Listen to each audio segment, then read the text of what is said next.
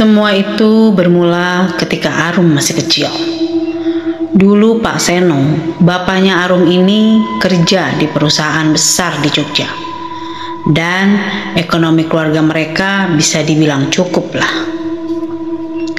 Hingga suatu ketika, Pak Seno dipecat karena difitnah menggelapkan uang perusahaan. Tidak tahu motifnya apa, kok bisa sampai difitnah. Tapi menurut kabar yang Arum dengar kalau kinerja bapaknya ini bagus.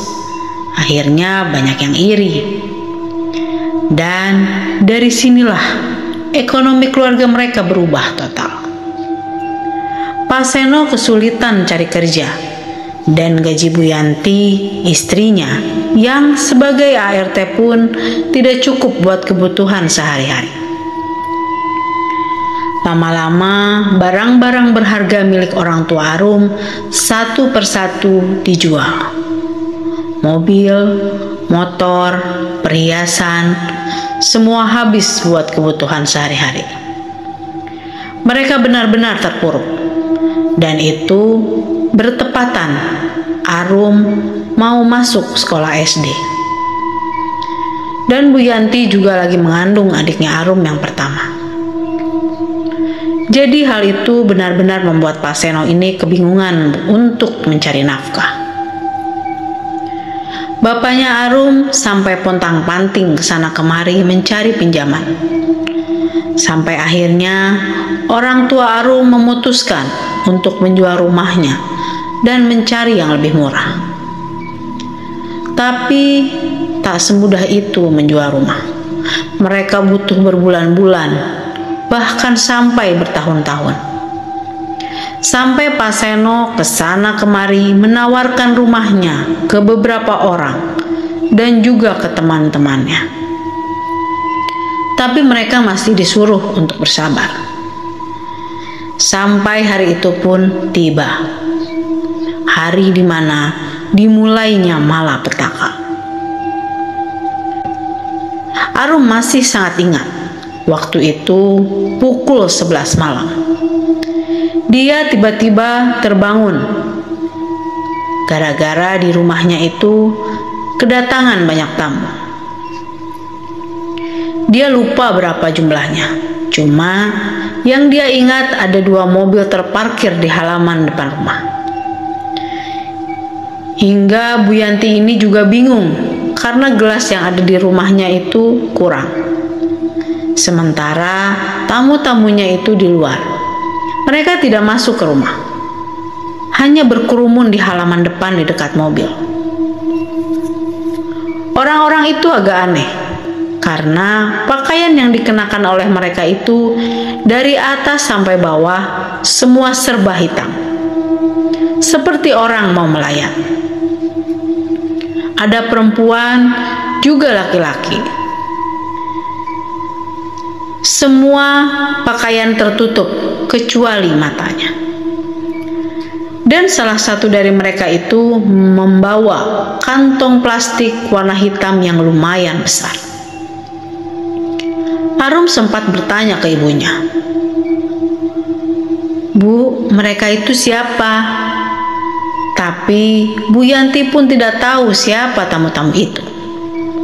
Yang ada di pikiran Arum saat itu, kalau tamu-tamu itu adalah teman bapaknya. Dari situ, Arum juga tidak tahu apa yang sebenarnya mereka bicarakan. Karena pada waktu itu, Arum dan ibunya cuma ngintip dari balik jendela kaca rumah. Tidak lama setelah itu, Pak Seno masuk ke dalam rumah dan mengambil sesuatu dari kamarnya.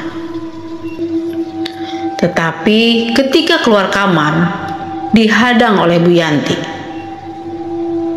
Beliau tanya mau kemana. Tapi tidak dijawab sama Pak Seno. Dia langsung keluar rumah dan pergi begitu saja bersama tamu-tamunya itu.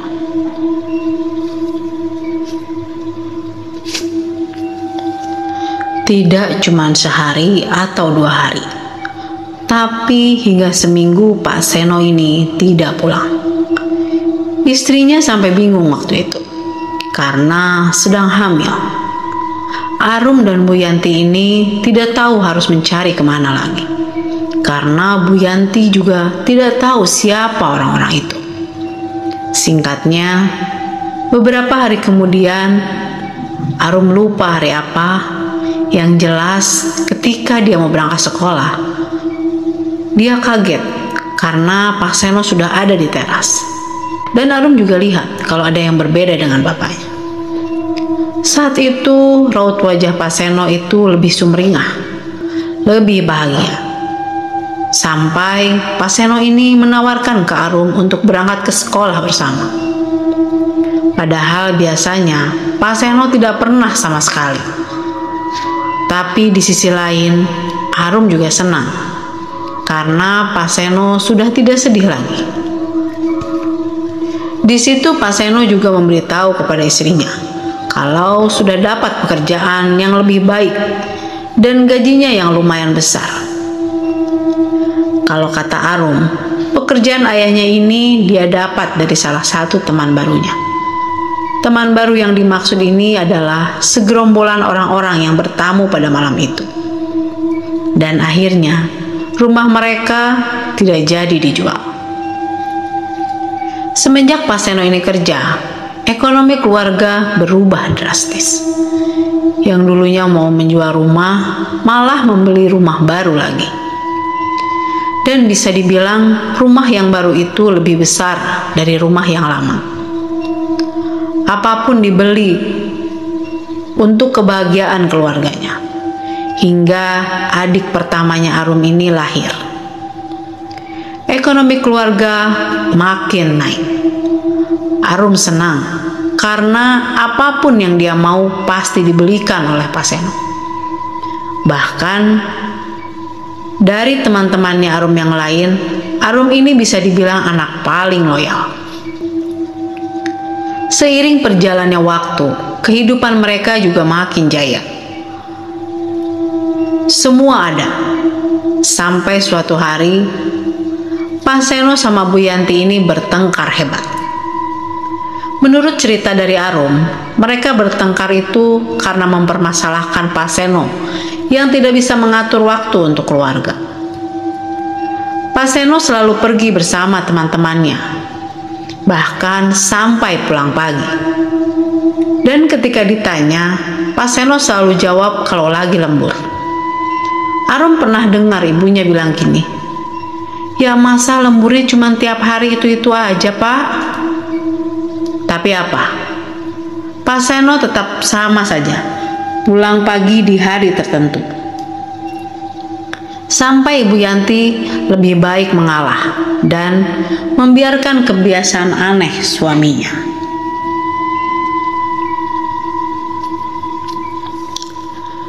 Bertahun-tahun berlalu, Pak Seno masih tetap tidak berubah.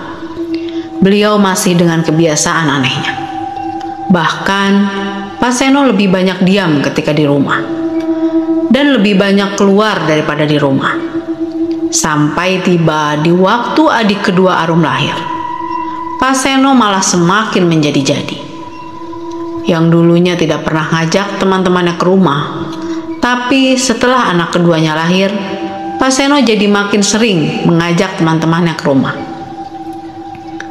Karena saking seringnya, Arum dan Bu Yanti jadi semakin akrab dengan teman-teman Pak Seno. Bahkan, Pak Seno pernah meminta salah satu dari mereka untuk menginap di rumahnya.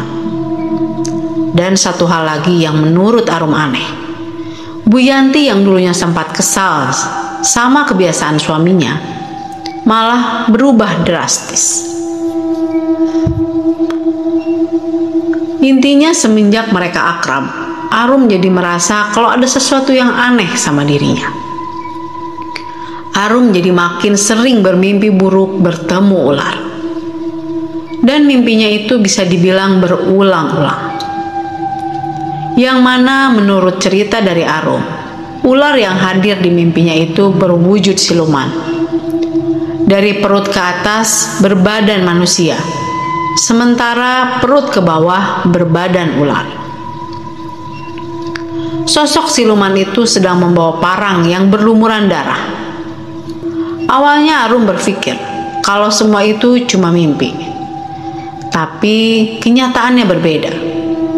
Justru dari mimpi itu adalah awal mula dia mengalami serangkaian kejadian-kejadian yang mengerikan.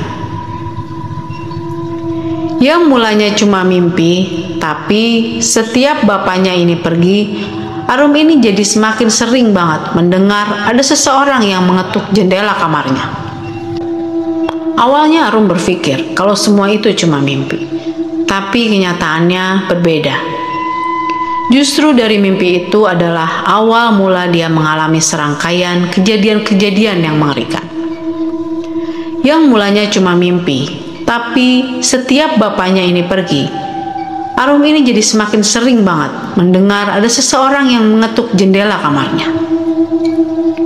Tapi ketika dicek keluar, tidak ada orang sama sekali. Dia juga merasa kalau di dalam kamarnya itu seperti ada orang yang mengawasi. Dan itu berulang setiap di malam ketika bapaknya keluar. Tidak cuma Arum,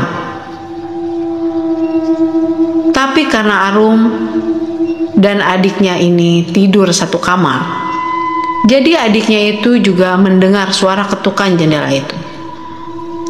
Sampai-sampai adiknya ini ketakutan. Sampai tiba di titik Arum ini benar-benar tidak kuat. Dia menceritakan semuanya yang dia alami ke bapak dan ibunya. Ibunya sampai panik dan minta saran ke Pak Seno untuk mendatangkan orang yang paham sama hal begituan. Tapi Pak Seno ini malah menganggap kalau Arum itu berhalusinasi. Pak Seno juga mengancam ke istrinya kalau sampai Bu Yanti berani memanggil orang pintar, Pak Seno bakal pergi dari rumah. Walaupun gangguan itu kadang muncul, kadang hilang, tapi hal itu berlangsung hingga berbulan-bulan. Hingga Bu Yanti menyarankan kepada Arum untuk pindah kamar dan tidur bersama ibunya. Dan anehnya, di situ Arum benar-benar bisa merasakan tidur nyenyak. Tidak ada mimpi buruk, tidak ada gangguan suara dan lain sebagainya. Hingga suatu ketika Bu Yanti ini sedang membereskan kamarnya Arum karena sudah tidak dipakai lagi.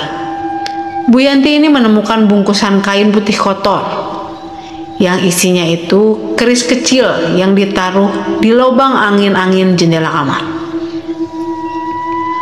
Mungkin karena Ibu Yanti ini takut, akhirnya bungkusan isi keris itu dibuang ke dalam tong sampah depan rumah.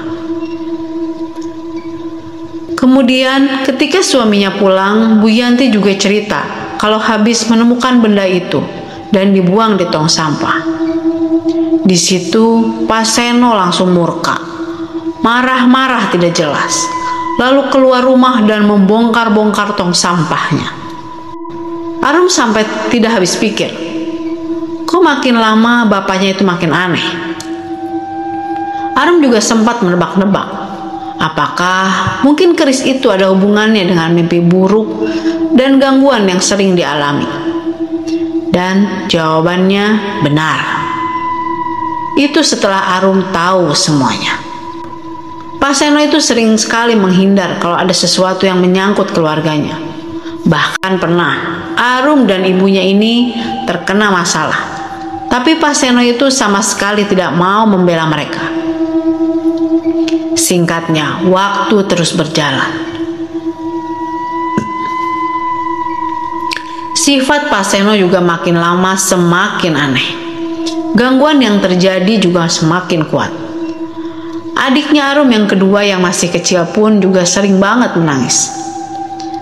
Lalu adik yang pertama juga pernah bercerita kepada Arum kalau dia sering sekali mendengar suara-suara aneh di luar rumah. Tapi ketika dicek, di luar sepi, tidak ada orang sama sekali. Kemudian kebiasaan lembur Pak Seno ini juga semakin brutal. Yang awalnya itu cuma seminggu sekali, jadi nambah sebulan penuh. Bahkan pernah Pak Seno ini nggak pulang selama 1 bulan dengan alasan lembur. Sampai Bu Yanti, istrinya Pak Seno pun curiga. Sebenarnya suaminya itu kerjanya apa? Tapi di sisi lain, Arum yang tidak mau ibunya kepikiran yang aneh-aneh. Arum mengatakan kalau mungkin Pak Seno atau bapaknya atau suaminya Bu Yanti ini sedang ada kerjaan di luar kota. Atau mungkin jabatannya sudah naik, makanya sibuk. Seiring berjalannya waktu, tiba-tiba di titik Arum ini juga sudah mulai curiga sama ibunya. Karena tidak tahu kenapa, setiap kali Arum menanyakan tentang bapaknya, ibunya itu selalu mengalihkan. Arum sadari itu setelah ibunya pernah diajak pergi oleh Pak Seno beberapa hari.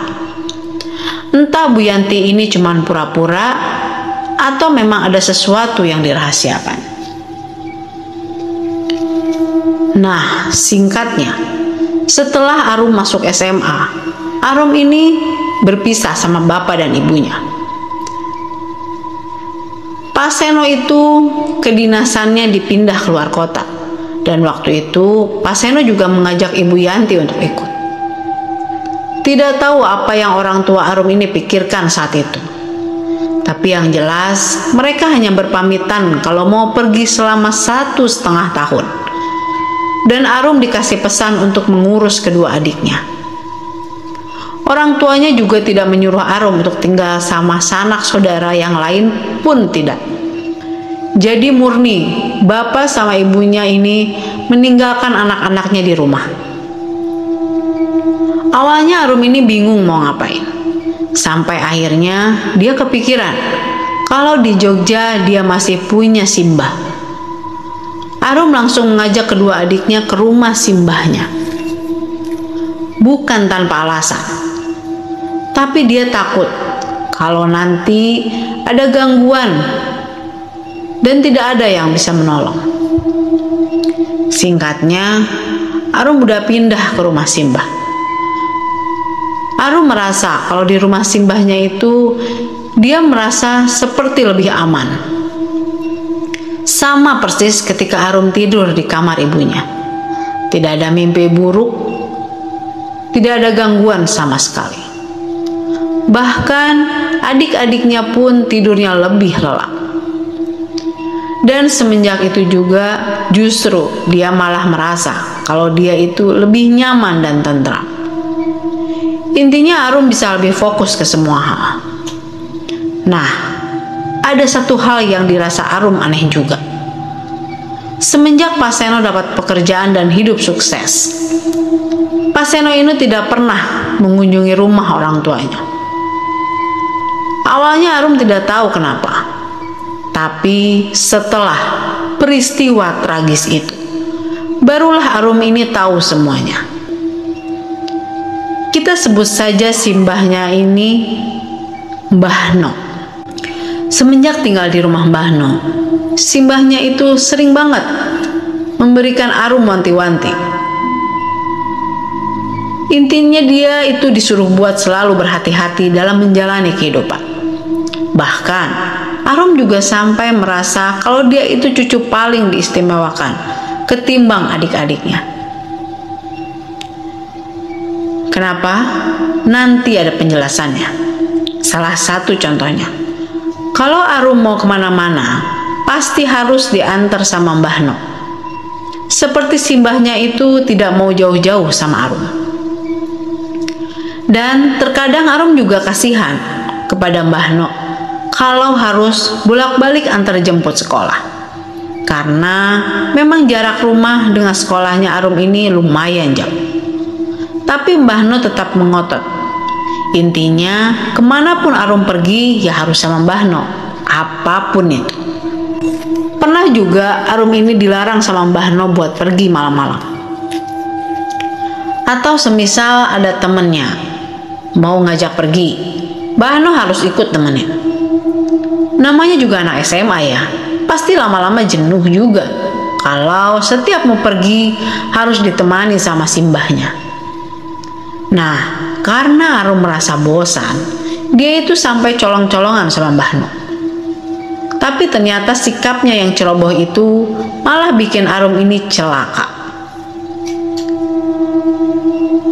Arum sempat bilang gini, "Coba aku dulu gak ngeyel, pasti kakiku masih komplit."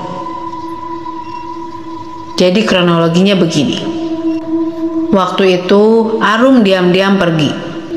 Mbah Nok tidak tahu. Dia sama teman-temannya pergi ke salah satu pantai. Tapi ketika di tengah jalan, Arum mengalami kecelakaan hebat.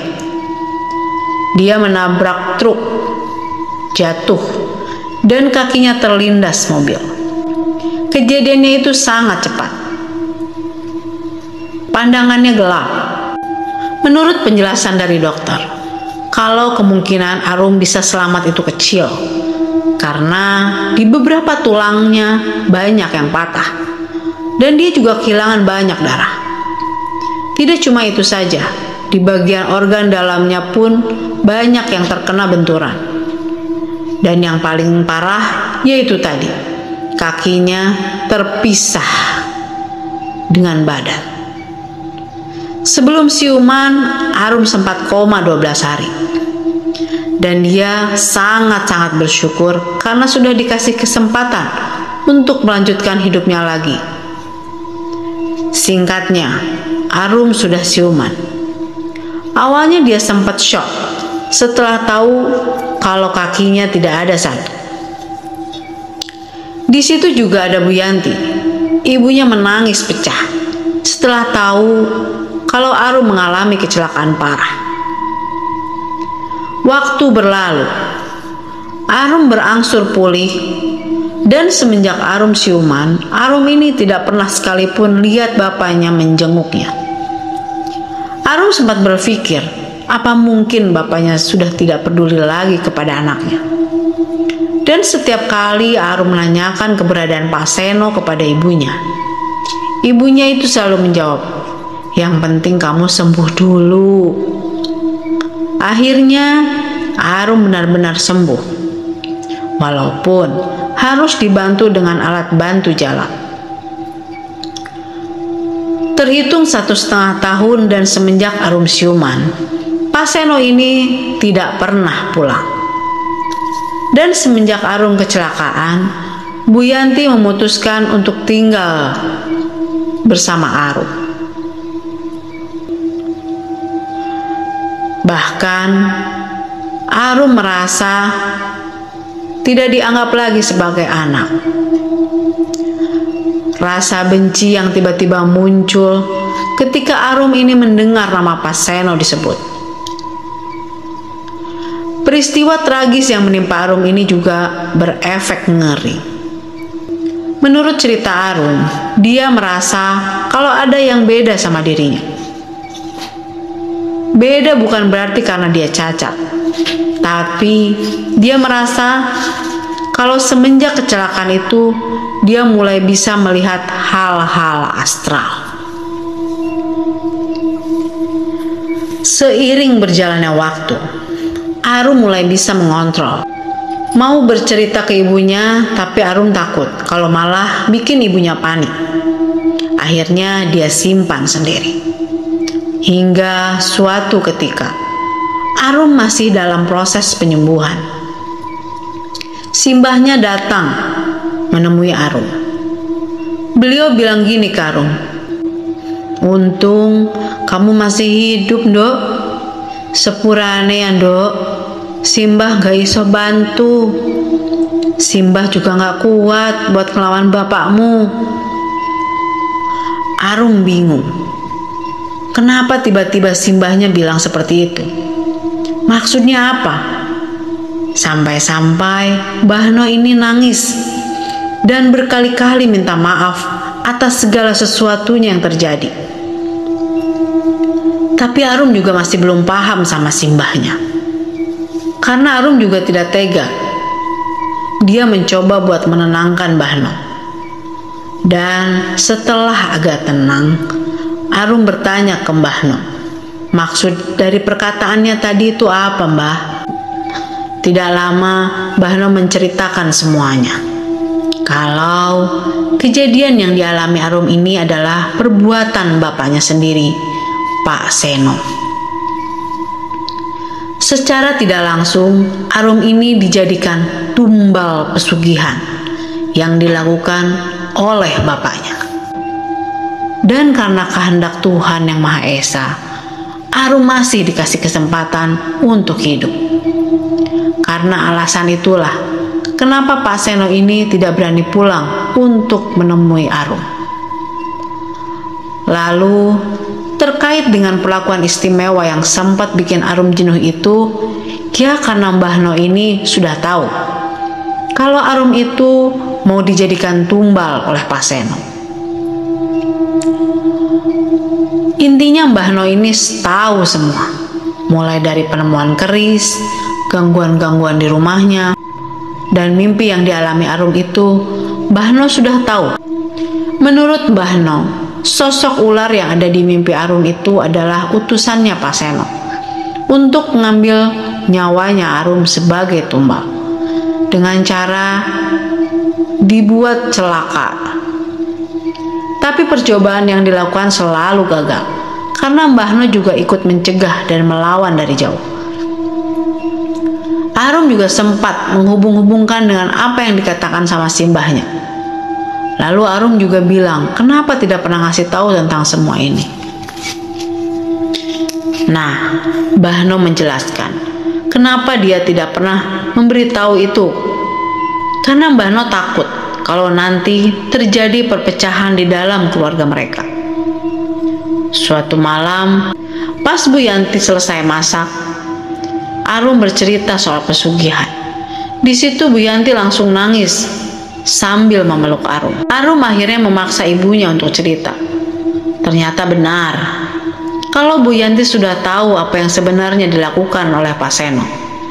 Karena pada suatu malam, sebelum Pak Seno dan Bu Yanti ini pergi keluar kota, Bu Yanti bercerita kalau dia diajak Pak Seno pergi ke sebuah hutan di bawah kaki gunung. Awalnya Bu Yanti dulu mengira kalau mau diajak ke rumah saudara. Tapi di tengah perjalanan, Pak Seno ini bertemu dengan orang-orang itu yang pakaiannya serba hitam. Di situ Bu Yanti bingung, sebenarnya dia mau diajak kemana. Setibanya di lokasi, Bu Yanti ini tambah bingung karena mereka semakin lama semakin masuk ke dalam hutan. Sampailah mereka di sebuah gua. Dengan mata kepalanya sendiri, Bu Yanti ini melihat kalau suaminya bersama gerombolan itu sedang melakukan ritual, memutari benda yang ada di tengah-tengah mereka. Bu Yanti juga tidak bisa melakukan apa-apa di situ. Sampai akhirnya setelah 1 jam menunggu semuanya selesai, Pak Seno juga membawa bungkusan sesuatu dan dibawa pulang.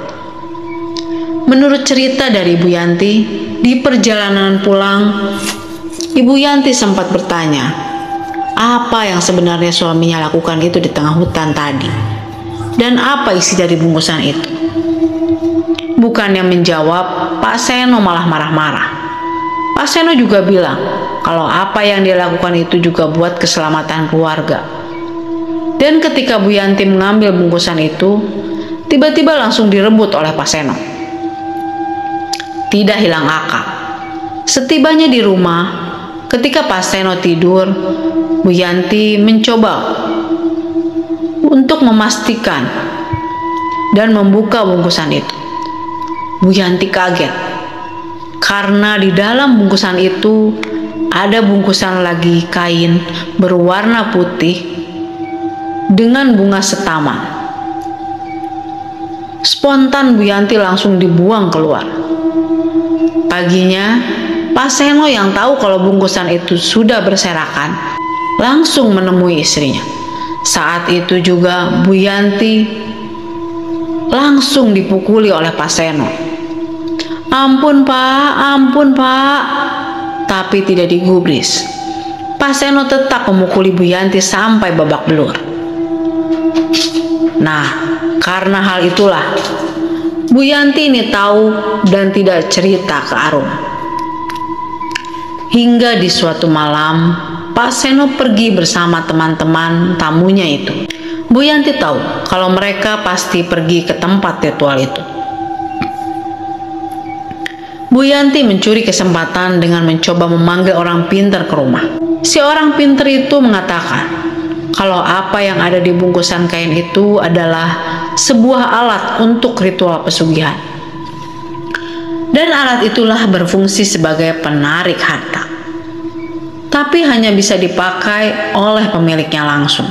Dijelaskan juga kalau akan ada satu korban dari salah satu anggota keluarganya, yaitu anak pertamanya yang bernama Arum. Bu Yanti benar-benar terpukul dengan apa yang dia dengar. Tapi juga awalnya belum sepenuhnya percaya. Sampai akhirnya Bu Yanti ini mencari dari beberapa sudut pandang lain dan berharap itu semua tidak benar. Tapi ketika Bu Yanti bertemu dengan 3 orang yang berbeda, jawaban mereka itu selalu sama persis dengan orang yang pertama kali ia datangi. Bahkan salah satu dari mereka mengatakan kalau tumbalnya tidak bisa dihentikan karena sudah ada perjanjian. Apalagi apa yang diinginkan Pak Seno itu sudah diberikan semuanya. Intinya tinggal menunggu waktu saja. Bu Yanti tidak putus semangat. Dia minta tolong ke beberapa orang pintar di beberapa penjuru daerah. Tapi kebanyakan dari mereka itu menyerah ketika mencoba menerawang atau melawan kekuatan yang ada di dalam diri Pak Seno. Bahkan Bu Yanti sampai takut untuk bertemu dengan Pak Seno dan memilih untuk mengurung di kamar. Berani keluar itu ketika Pak Seno sedang keluar rumah. Dan di saat Bu Yanti menguatkan mental dan keberaniannya buat mengungkap semuanya, tetapi terlambat. Bu Yanti dapat kabar kalau Arum kecelakaan parah saat itu. Bu Yanti yang mendengar itu buru-buru kembali ke Jogja. Nah, di situ Arum sampai tidak bisa berkata apa-apa lagi setelah ibunya cerita. Cerita tentang Pak Seno ternyata sudah tersebar di seluruh kerabatnya. Awalnya Arum sempat berpikir kalau dia bakal dikucilkan karena Pak Seno melakukan pesugihan. Tapi nyatanya malah sebaliknya. Justru Arum malah mendapatkan dukungan dari sanak saudara. Mereka malah mau membantu Arum. Bahkan fakta-fakta yang selama ini tersimpan terbuka dengan sendirinya. Ternyata sebelum Pak Seno melakukan itu, beliau sempat mengajak adiknya atau bisa dibilang omnya Arum untuk ikut melakukan pesugihan. Tapi adiknya Pak Seno ini tidak mau dan menganggap kalau itu adalah jalan yang salah. Ia juga sempat memberi nasihat ke Pak Seno untuk tidak melakukan itu. Tapi nafsu sesatnya malah menjerumuskan Pak Seno untuk jauh lebih mendalami pesugihan itu dan berakhir tragis. Sampai akhirnya seluruh saudara-saudaranya Arum berhasil menemukan orang yang dalam tanda kutip mau membantu. Entah kebetulan atau tidak. Tapi orang ini dulunya juga sempat ikut dalam lingkaran setan Pak Seno. Kita sebut saja nama orang itu Pak Abdi. Pak Abdi ini awalnya sempat terjerumus, tapi entah sejak kapan, tiba-tiba ia mendapatkan berkah yang membuatnya bisa keluar dari lingkaran setan itu. Balik lagi, Pak Abdi juga hanya bisa membantu sebisanya dan tidak benar-benar menyembuhkan Pak Seno. Karena menurut Pak Abdi, sukma dari Pak Seno sudah tidak terkontrol dan hampir dikuasai oleh sosok iblis yang dipujanya. Suatu malam, Pak Abdi mengadakan doa bersama dan melakukan sebuah ritual. Saat itu ia dibantu oleh beberapa muridnya, dan Bahno juga ikut serta. Tujuan dari ritual itu adalah untuk menyadarkan Pak Seno dan mencegah agar sosok iblis itu tidak bisa lagi menguasai raga Pak Seno. Sementara ketika mereka melakukan doa bersama itu, keberadaan Pak Seno juga masih di rumah rantaunya, alias rumah yang ada di luar Jogja. Dan tidak lama setelah itu, mungkin karena ritualnya dilakukan secara rutin, sampai terdengar kabar kalau Pak Seno pulang dan bertemu salah seorang kerabatnya. Menurut ceritanya, Pak Seno pulang dengan penuh emosi dan menanyakan keberadaan keluarganya. Seluruh rumah kerabatnya, Pak Seno Satroni, bahkan rumah Mbah No pun tak luput menjadi sasarannya. Tapi Arum dan keluarganya sudah lebih dulu bersiap apabila hal itu terjadi. Mereka memilih mengontrak rumah yang mana Pak Seno tidak tahu alamatnya. Pak Seno tidak gentar, ia terus mencari keberadaan istri dan anak-anaknya. Hingga akhirnya, atas bantuan sosok iblis itu, Pak Seno menemukan rumah kontrakan yang ditempati keluarganya. Dan untungnya, pada saat itu hanya ada Bu Yanti dan kedua anaknya. Sementara Arum saat itu sedang keluar. Melihat itu, Bu Yanti buru-buru menutup pintu dan menguncinya. Takut kalau Pak Seno masuk, bakal ada kejadian yang tidak-tidak. Sementara di luar rumah, Pak Seno berteriak-teriak seperti orang gila, sampai membuat tetangga sekitar keluar rumah.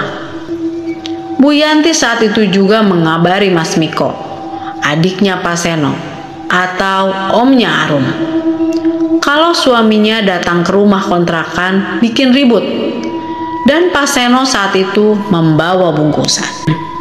Setibanya Mas Miko di lokasi, di sana Mas Miko melihat kalau Pak Seno, kakaknya, sedang menggedor-gedor pintu rumah secara brutal, dan di tangannya membawa semacam bambu runcing. Melihat itu, untuk berjaga-jaga, Mas Miko mengambil balok kayu. Dan tidak pakai lama, di situ Mas Miko dan Pak Seno baku hantam. Untungnya para tetangga langsung melerai. Tidak lama setelah dilerai, Pak Seno tiba-tiba pergi. Tapi sebelum pergi, Pak Seno sempat menyumpahi Mas Miko, "Awas, sesok mati kabeh." Semua keluarganya juga berkoordinasi dan sempat meminta petunjuk Pak Abdi agar cepat menyelesaikan semuanya. Akhirnya diputuskan untuk adanya perang gaib di antara perguruannya Pak Abdi dengan makhluk yang ada di balik Pak Seno. Dan perang itu disaksikan oleh seluruh keluarga dan kerabat Arum. Arum melihat sendiri sosok ular yang selama ini di mimpiku itu mengelilingi tempat kita. Arum juga melihat seperti ada beberapa makhluk badan manusia tapi berkepala hewan, dan itu semua sangat besar-besar. Ibunya Arum saja sampai muntah karena tidak kuat dengan energi yang besar. Bahno pun yang sudah mengetahui akan kemampuan Arum memberikan sebuah benda yang berguna untuk keselamatannya. Apalagi makhluk yang akan dilawan dulunya mengincar nyawanya untuk dijadikan tumbal. Suasana yang dirasakan saat itu sangat-sangat panas. Telinga berdengung dan tengkuknya Arum berat. Tidak cuma itu saja, sampai di dalam ruangan itu terdengar beberapa kali lemparan benda dari atas rumah. Jendela bergetar dan muncul pantulan cahaya merah dari luar rumah. Pak Abdi sempat terlempar ketika menarik sesuatu dari luar. Anak buahnya Pak Abdi pun terlempar. Tapi ketika Mbah No ikut masuk ke dalam lingkaran, semua terdiam. Bahkan Arum sempat berpikir, imbalan apa yang pantas diberikan kepada orang-orang yang sudah mau membantunya ini. Karena mereka tidak cuma bertaruh tenaga, tapi juga nyawa. Arum bingung, kenapa mereka mau menolong demi aku? Begitulah yang terfikir di benaknya waktu itu. Menurut Arum, mereka sangat baik. Perang gaib itu berlangsung beberapa jam dan berakhir ketika Mbah No tersungkur sambil meremas bagian perutnya. Seketika semua orang yang melihat hal itu memindahkan Mbah No ke tempat lain. Tidak lama setelah itu, suasana hening dari semua orang yang ada di dalam ruangan itu. Tidak ada yang bicara. Kemudian Pak Abdi mengambil sebotol air yang sudah dibacakan doa dan diberikan kepada Arum. Ini buat kamu, ibumu, sama 2 adekmu ya. Itu buat mandi pagi sama sore untuk 2 bulan ke depan ya. Dan hasil dari perang gaib itu bisa dikatakan berhasil. Bisa juga tidak. Karena Pak Abdi juga menjelaskan kalau makhluk yang bersekutu dengan Pak Seno itu sangat banyak. Tapi dari banyaknya makhluk yang sudah dilawan, ada satu yang hampir menguasai tubuh Pak Seno dan tinggal menunggu waktu. Arum yang penasaran pun bertanya, kenapa sosok ular itu bisa menguasai bapaknya?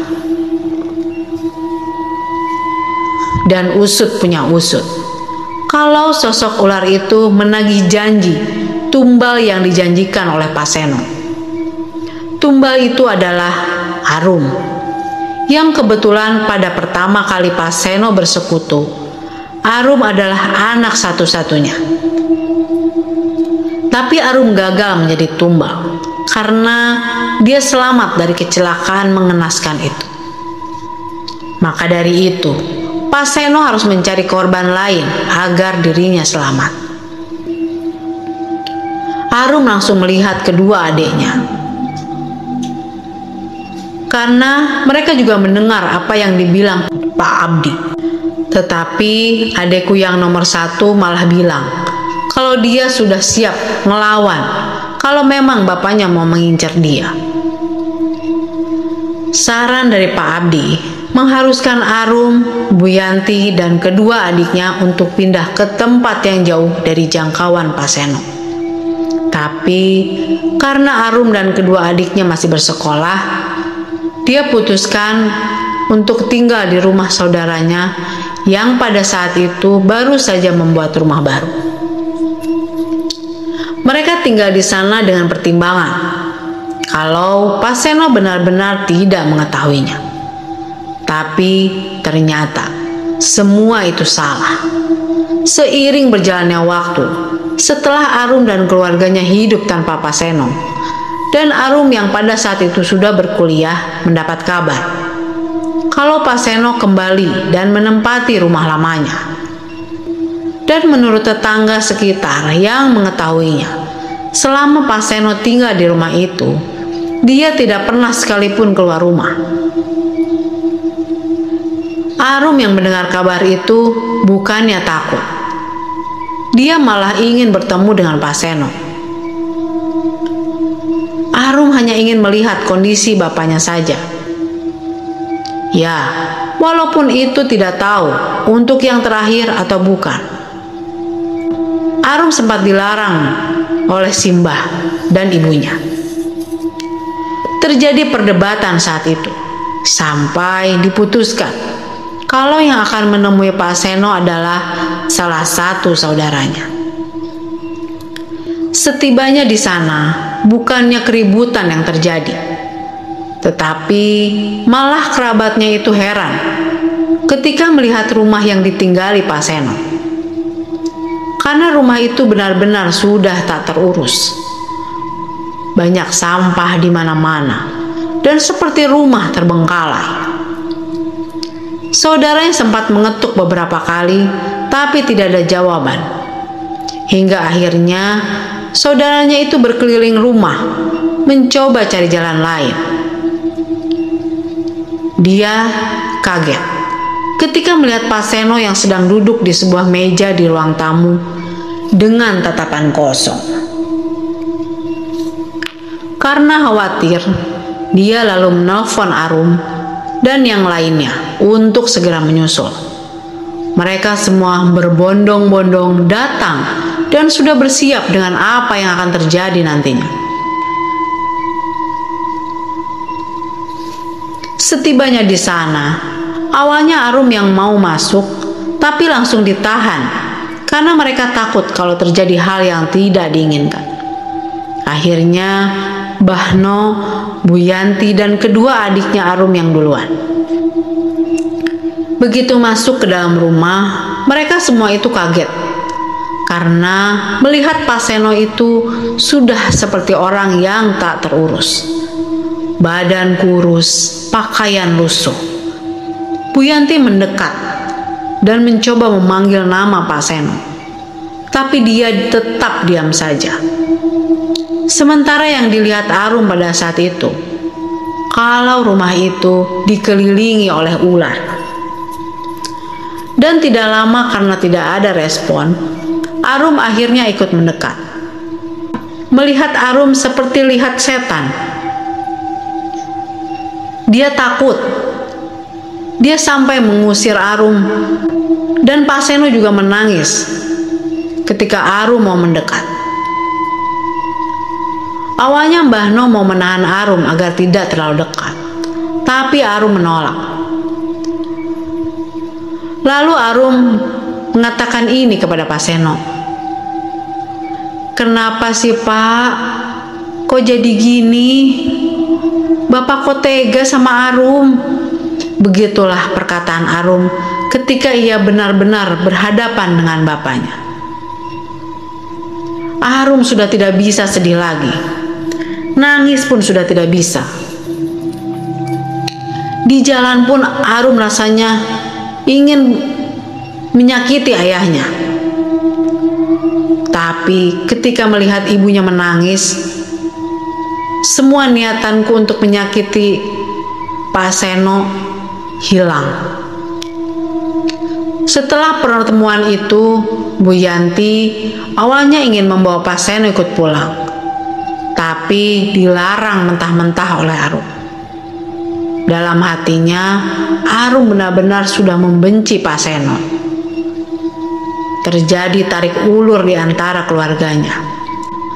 Namun, kerabat dan Mbah No juga tidak setuju apabila Pak Seno dibawa pulang.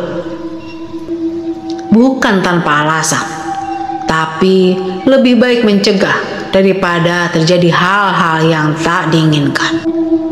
Lalu Mbah No menelpon Pak Abdi, mencari solusi jalan tengah.